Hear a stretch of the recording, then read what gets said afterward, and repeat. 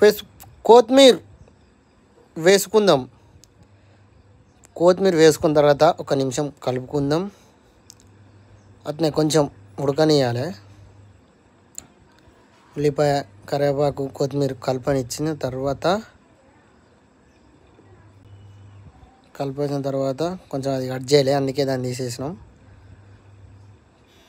ఆ తర్వాత పుదీనా కొంచెం తగినంత వేసుకుందాం.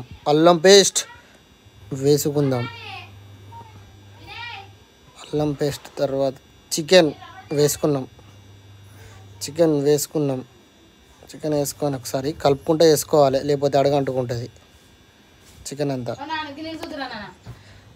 వేసుకొని కలుపుకుందాం. ఒక్కసారి కలుపుకొని ఇచ్చి అలా కలుపుకుంటే అడగంటుకోకుండా ఉంటుంది. కొంచెం ఉప్పు తగినంత వేసుకుందాం. మళ్ళీ ఒకసారి కలుపుకున్నాం. ఉప్పు వేసినాక మళ్ళీ ఒకసారి ఇట్లా కింద అడగంటకుండా కలుపుకున్న తర్వాత కొంచెం పసుపు తగినంత వేసుకొని ఒక్కసారి మళ్ళీ కలుపుకుందాం.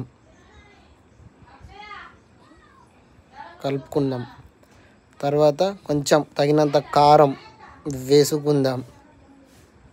కొంచెం కారం తగినంత వేసుకొని, ఎక్కువ వేసుకోకూడదు, కారం బాగుంటుంది. తర్వాత కొన్ని నీళ్లు పోసుకొని కలుపుకుందాం. తగినంత నీళ్ళు, ఎక్కువ కాకుండా గ్రేవీ ప్రకారం కొంచెం నీళ్లు పోసుకుందాం.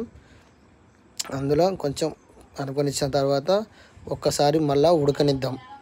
5 మినిట్స్ ఉడకనిస్తే కథం. 5 మినిట్స్ ఉడకనిస్తే కథం. మన వేడి చికెన్